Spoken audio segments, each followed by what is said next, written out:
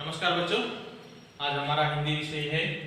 आज हम पढ़ने जा रहे हैं निबंध। ठीक, निबंध। आज का दिनांक है 9/6/2020। हम पढ़ने जा रहे हैं निबंध। निबंध यानी निबंध को अंग्रेजी में एस्से कहते हैं। एस्से के बारे में पढ़ने जा रहे हैं। आज हमारा टॉपिक मीन्स शीर्षक है दूरदर्शन। शीर्षक है दूरदर्शन, यानी हमें निबंध किस प्रकार लिखना चाहिए, लिखते समय हमें किन नियमों का पालन करना चाहिए। यहाँ पर देखो, निबंध लिखते समय पहले हम शीर्षक लिखना चाहिए। शीर्षक के नीचे रूपरेखा। अगर रूपरेखा के बिना आप लिखेंगे तो अंक काट सकते हैं, इसलिए अंक नहीं ना काटे उसके लिए हम क्या करें, रूपरेखा का लिखना आवश्यक है, जरूरी है। रूपरेखा में क्या क्या होनी चाहिए, देखो पहले रूपरेखा में पहला पाठ है प्रस्तावना। पहला पाठ का नाम है, यानी पहला भाग है प्रस्तावना, और दूसरा है विषय विश्लेषण, तीसरा है लाभ नष्ट, चौथा है उपसंहार।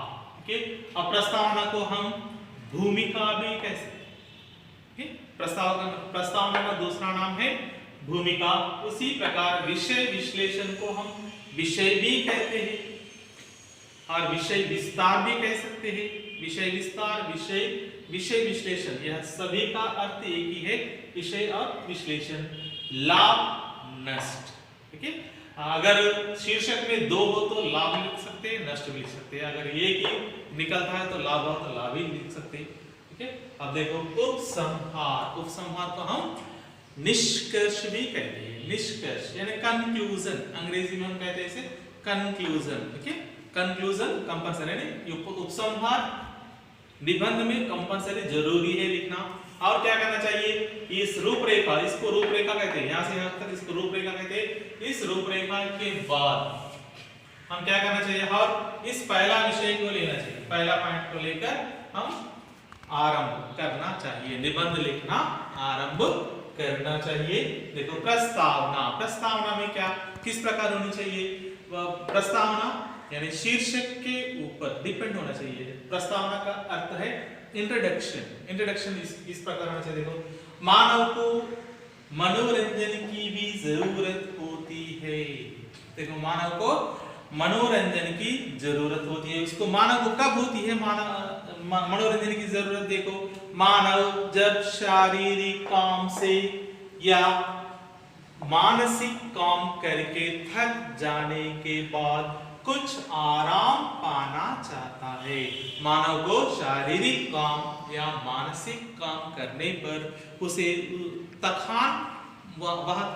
थकान महसूस करने लगता है, तो तब उसे आराम करना चाहता है, तब उसको आराम करना चाहिए। तो आराम पाने वाले साधनों में, आराम पाने वाले साधनों में क्या क्या है, देखो यहाँ पर खेलना, गाना, कहानी सुनना, सिनेमा या नाटक देखना, मित्रों से मिलकर खुशी मनाना आदि कुछ प्रमुख साधन है। देखो, आराम करने के साधनों में कुछ लोग क्या करते हैं, आराम करने में जाते हैं, घर में म्यूजिक लगाकर आराम से सो जाते हैं।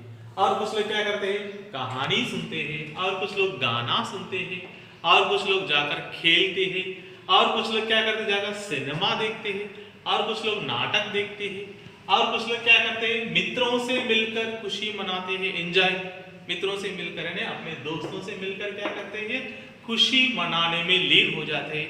इस प्रकार वे क्या करते हैं, मानव क्या करते हैं, अपनी थकान को दूर करते हैं। इस प्रकार के आरंभ से आदि कुछ प्रमुख साधन है।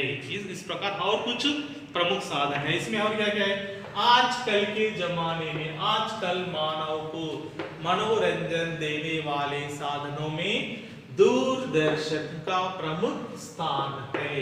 देखो, यह खेलना, कूदना, नाचना और सिनेमा देखना, गाना गाना और कहानी सुनना, इन सब में से दूरदर्शन बहुत महत्वपूर्ण, दूरदर्शन का ही प्रमुख स्थान है। दूरदर्शन बहुत उपयोगी है। क्योंकि फिर क्यों दूरदर्शन का ही उपयोगी है, कि वह दूरदर्शन हमें जहां पर बैठे वहीं पर रहकर आनंद उठा सकते हैं। बाकी के लिए, इन सब के लिए हम क्या करना चाहते हैं, क्या करना पड़ता है, बाहर जाना पड़ेगा। लेकिन दूरदर्शन एक हमारे साथ रहा तो हम आराम से घर में ही रहकर खुशी मना सकते हैं। यह हो गया प्रस्तावना। अब प्रस्तावना के बाद में देखो आता है दूसरा पॉइंट है विषय विश्लेषण। दूसरा पॉइंट है विषय विश्लेषण। दूरदर्शन ग्रीक भाषा का शब्द है। देखो दूरदर्शन शब्द कौन सी भाषा का है, ग्रीक भाषा का शब्द है। दूरदर्शन को टीवी भी कहते हैं अंग्रेजी में। दूरदर्शन को अंग्रेजी में टीवी भी कहते हैं। टीवी यानी टेलीविजन है। टीवी मीन्स अंग्रेजी में टीवी कहते हैं, टीवी को हम टेलीविजन कहते हैं। टेलीविजन का अर्थ क्या है, यहाँ पर देखो टेलीविजन का अर्थ यानी टेली का अर्थ है, टेली का अर्थ क्या है, दूर, और तथा विजन, टेलीविजन, विजन का अर्थ है प्रतिबिंब, प्रतिबिंब, टेलीविजन, टेली का अर्थ है दूर, विजन का अर्थ है प्रतिबिंब। देखो दूरदर्शन का अर्थ होता है दूर के दृश्य को जहां चाहे हम जहां चाहे वहां एक वैज्ञानिक साधन के द्वारा देखना ही दूरदर्शन है। दूर के दृश्य को हम जहां चाहे वहां एक वैज्ञानिक साधन यानी टीवी, उस साधन के द्वारा हम जहां चाहे वहां रखकर एक वैज्ञानिक साधन द्वारा देखना ही दूरदर्शन कहते हैं। और देखो दूरदर्शन की भी अपनी कहानी है। देखो दूरदर्शन की क्या है, अपनी कहानी है। यानी दूरदर्शन का जन्म कैसे हुआ या किस प्रकार यानी हमारे आंखों के सामने दूरदर्शन आया है, उसके बारे में चलो आगे देखें। पहले इसको बनाने के लिए देखो जॉन एल बेयर्ड ने क्या किया, सोचा है। पहले टीवी को बनाने के लिए जॉन एल बेयर्ड ने सोचा है। उसके बाद यानी जॉन एल बेयर्ड के बाद किसने, जर्मन के वैज्ञानिक का नाम है पॉल निप्को ने बेयर्ड के प्रयासों को आगे बढ़ाया। पॉल निप्को ने क्या किया, बेयर्ड के प्रयास यानी उनके सोच को इन्होंने आगे बढ़ाया। कैम्पबेल और उसके बाद में कैम्पबेल, स्विंटन आदि कई वैज्ञानिकों के लगातार परिश्रम से दूरदर्शन को 1927 में एक अच्छा रूप मिला। इस प्रकार कैम्पबेल और स्विंटन आदि कई वैज्ञानिकों ने लगातार मींस कंटिन्यू हार्ड वर्क से यानी उनके परिश्रम से दूरदर्शन यानी 1927 में 1927 में इसे एक अच्छा रूप मिला। तब वह श्वेत और श्याम था। श्वेत और श्याम का अर्थ है ब्लैक एंड व्हाइट टीवी का निर्माण किया गया है 1927 में 1927। अभी है लाभ कनेक्शन। तीसरा पॉइंट है लाभ में क्या क्या होना चाहिए, हम लाभ। इस दूरदर्शन से कई लाभ है, हमें दूरदर्शन से कई लाभ है। देखो किस प्रकार के लाभ है, मानसिक उत्साह बढ़ाने वाले साधनों में आजकल इसका प्रमुख साधन है। आजकल प्रमुख साधन है हमारे मानसिक उत्साह बढ़ाने में हमें टेलीविजन का महत्वपूर्ण स्थान है आजकल के जमाने में। और हम आजकल हमारे देश में 100% जनता दूरदर्शन की प्रसारित सीमा में है। और एक बात यह है कि हमारे लिए हमारे भारत देश में 100% जनता यानी सारा भारत देश के लोग हर घर में एक टीवी पाई जाती है यानी हर एक घर में दूरदर्शन होता है। आजकल देखो इसके द्वारा क्या क्या किया जा रहा है। देखो इसके द्वारा क्या क्या किया जा रहा है, इसके द्वारा हर विषय का प्रसार और प्रचार हो रहा है। इसके द्वारा हर विषय मीन्स हर एक का प्रसार और प्रचार हो रहा है। और इसके साथ साथ देखो क्या हो रहा है, विद्यार्थियों के लिए उपयोगी शिक्षा कार्यक्रम। देखो छात्रों के लिए जैसे टी-सैट में अभी नए तरह के पाठ्य आ रहे हैं, पाठ्य से संबंधित चैनल्स आ रहे हैं, ओके, वह सब हम इस दूरदर्शन में देख सकते हैं। विद्यार्थियों के लिए उपयोगी शिक्षा कार्यक्रम भी प्रसारित किए जा रहे हैं, ओके, इस टीवी के द्वारा ही, ओके, दूरी पर पाठ्य प्रसार, दूरी से पाठ्य भी यहाँ पर प्रसारित किए जा रहे हैं। इसके द्वारा हम क्या क्या देख सकते हैं, देखो हम क्या कर सकते हैं, समाचार, ओके, समाचार देख सकते हैं, और समाचार के साथ सिनेमा देख सकते हैं, और नाटक देख सकते हैं, और नाटक के साथ खेल, ओके, और क्रिकेट, लाइव क्रिकेट देख सकते हैं, और इसके साथ मनोरंजन यानी एंटरटेनमेंट भी हम कर सकते हैं, और आदि कार्यक्रम सुन और देख सकते हैं।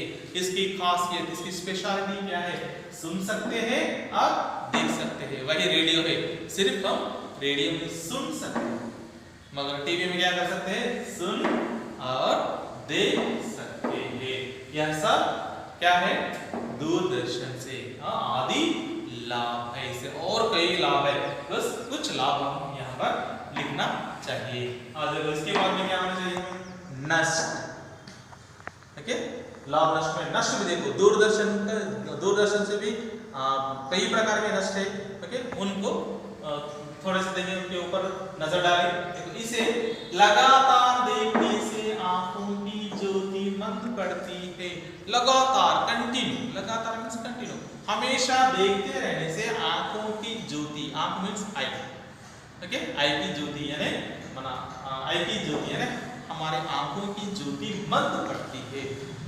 नेक्स्ट, और दैनिक काम काज छोड़ के इसमें लीन ना होना चाहिए। कुछ लोग क्या करते हैं, जाते घर पर पहुंचते ही छात्र भी जाकर क्या करते हैं, टीवी के सामने बैठ जाते हैं, दूरदर्शन के सामने बैठकर टीवी देखने लगते हैं। इससे क्या हो जाता है, वे पढ़ाई से दूर हो जाते हैं। इस प्रकार नहीं करना चाहिए, टीवी में लीन नहीं होना चाहिए।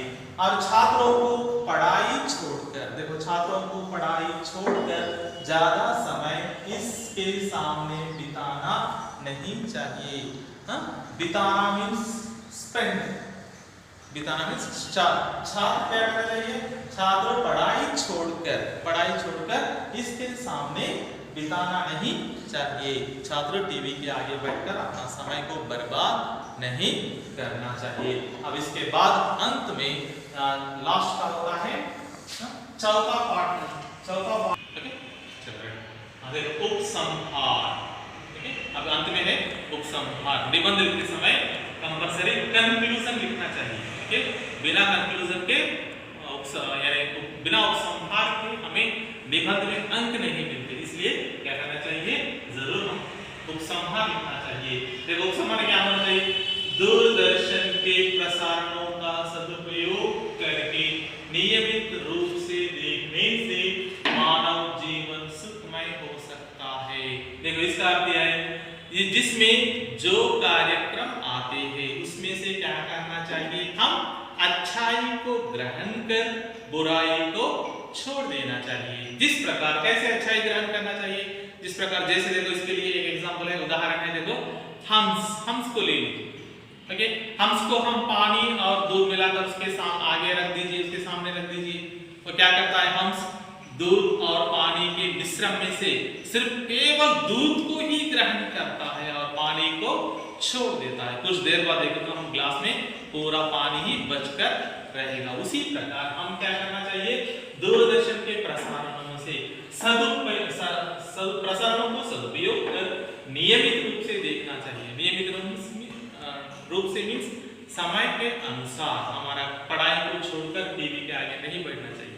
नियमित अनुसार रूप से देखने से हमारा जीवन सुखमय बन जाता है। अगर नियमित रूप से नहीं देंगे तो हमारी आंखों की ज्योति मंद पड़ जाती है।